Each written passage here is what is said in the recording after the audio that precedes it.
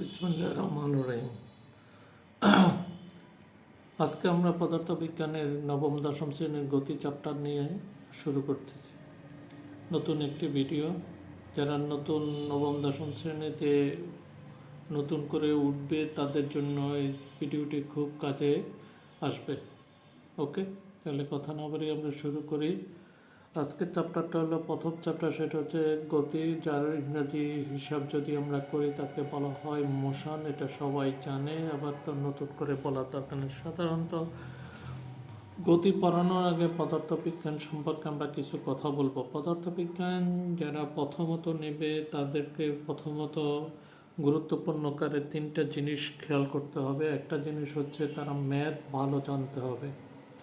দ্বিতীয় কথা হচ্ছে তাদের লজিক থাকতে হবে গুরুত্বপূর্ণভাবে, এবং তৃতীয় কথা হচ্ছে তাদের ভিতরে ভিজুয়ালাইজেশন মানে কাল্পনিক শক্তি থাকতে হবে। এই তিনটা জিনিস যদি সমন্বয় করা যায়, পদার্থবিজ্ঞান কোনো মতেই দুরূহ একটা জায়গাতে পরিণত হবে না।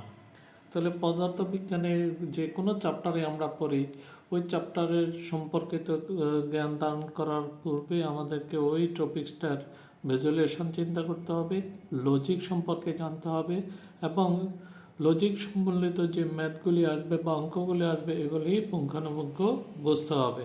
তাহলে কথা না বাড়িয়ে আমরা মূল আলোচনায় আসি। তো সাধারণত গতি বলতে, গতি যখন পড়াতে হয় তাহলে তার একটা নির্দিষ্ট বিন্দু থাকাও আবশ্যক। যে কোনো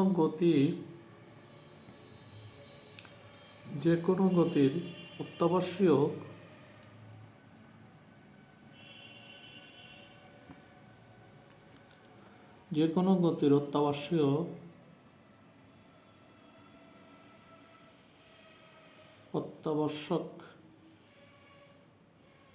বিষয় হলো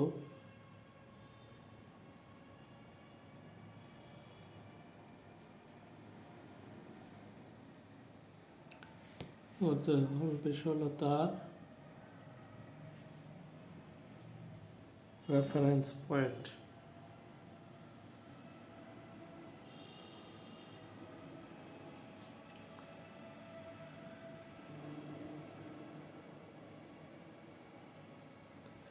এখন এই রেফারেন্স পয়েন্ট বলতে আমরা কি বুঝি? যতকে বাংলায় ভাষায় যদি রেফারেন্স পয়েন্টকে বোঝানো হয় তাহলে আমরা এটাকে বলতে পারি নির্দিষ্ট ঠিকানা।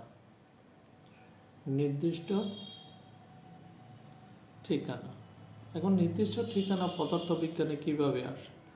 ফর এক্সাম্পল যদি ধরি ঢাকা থেকে কুমিল্লায় আসবে। এখন ঢাকা থেকে কুমিল্লা আসবে, কুমিল্লা কোথায় আসবে? কান্দিরপাড় আসবে। ঢাকা থেকে কুমিল্লায় আসবে। এখন কুমিল্লা যে কোনো একটা ঠিকানায় থাকা কুমিল্লায় আসবে। তো কুমিল্লা আসতে হলে সে কোথায় আসবে? তার একটা নির্দিষ্ট ধরে নিলাম সে কুমিল্লায় মহিলা কলেজ রোড আসবে। এখন কুমিল্লা মহিলা কলেজ রোড আসতে হলে তাকে কি করতে হবে? একটি নির্দিষ্ট ঠিকানাকে অবলম্বন করতে হবে। সম্পূর্ণ মহিলা কলেজ তো সে যাবে না।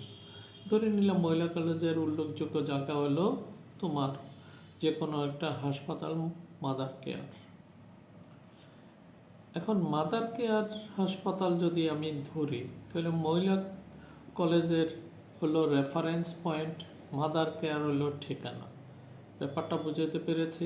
তাহলে নির্দিষ্ট ঠিকানা করতে হলে যে বিন্দুকে, যে অবস্থানকে আমরা নির্দিষ্ট করে থাকবো তাকে আমরা বলে থাকি রেফারেন্স পয়েন্ট বা নির্দিষ্ট ঠিকানা। ওকে, বুঝতে পেরেছ? ওকে, তাহলে আমরা অরিজিনাল জিনিসে আসি। গতির খুব গুরুত্বপূর্ণ জিনিস হচ্ছে তোমার স্থিতি এবং গতি।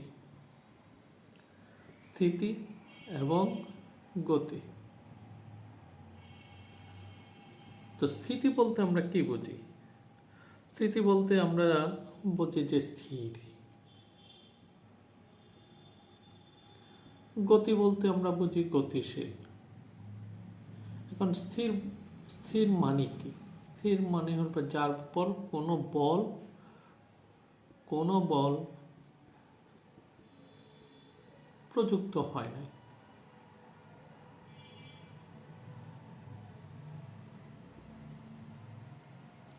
গতিশীল বলতে আমরা বুঝি যার উপর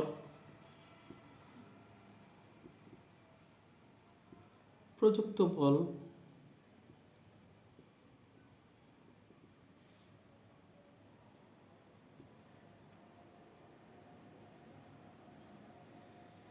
হয়েছে, যার উপর বল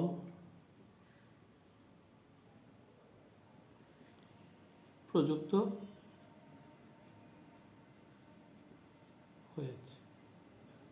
তার মানে যে গতিশীল থাকবে তারপর বল প্রয়োগ করলে সে গতিশীল হবে, যে স্থির বস্তু তার উপর প্রযুক্ত না সে স্থির থাকবে। ওকে, যদি কোনো বস্তুর উপর কোনো বস্তুর উপর বল প্রয়োগ না করে তাহলে তাকে আমরা বলবো পরম স্থিতি, আর যার উপর গতিশীল আছে তারপর বল প্রযুক্ত হলে তাকে আমরা পরম গতিশীল বলবো। পৃথিবীতে সমস্ত পৃথিবী বস্তু কণাগুলি কেউ না কেউ পরম স্থিতিতে আছে, কেউ না কেউ পরম গতিশীল। কিন্তু পৃথিবীকে কল্পনা করলে যদি আমরা পাই প্রত্যেকেই কিন্তু একটা নির্দিষ্ট গতিশীল অবস্থায় থাকে, কেউ খুব সাধারণত স্থিতিশীল অবস্থায় থাকে না। এবার আসো আমরা এই সেগমেন্টের দ্বিতীয় সেগমেন্ট হিসাব করব, সেটা হচ্ছে যে ভেক্টর। সেটা আমরা বলবো স্কেলার এবং ভেক্টর। স্কেলার এবং ভেক্টর। স্কেলার বলতে আমরা কি বুঝি? স্কেলার বলতে মান আছে দিক নাই, মান আছে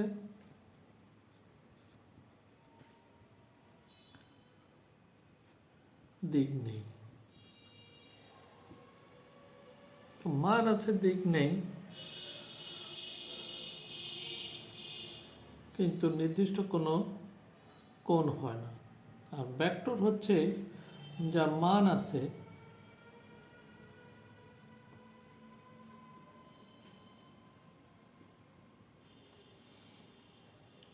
দিক আছে,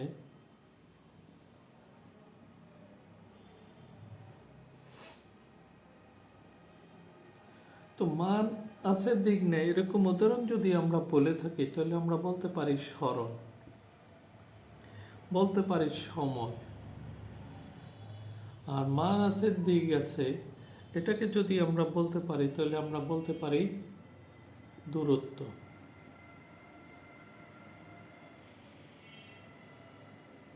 গতি।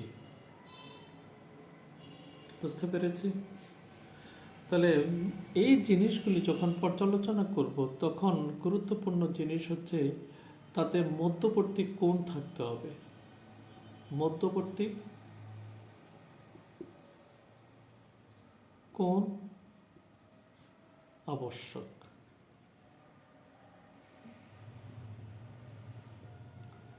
তবে তাদের মধ্যবর্তী কোণ আবশ্যক নয়।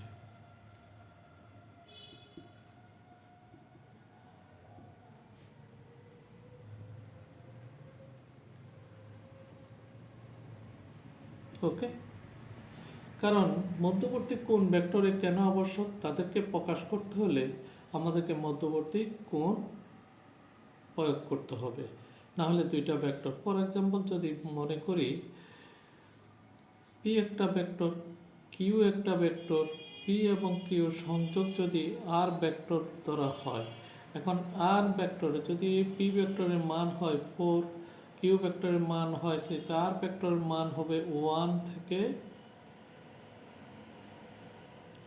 7। তার মানে এইখানে তাদের মধ্যবর্তী কোণ প্রয়োগ করলে তাদের মান 1 থেকে না হলে তারা পিথাগোরাসের সূত্র অনুযায়ী প্রয়োগ হয়ে যাবে।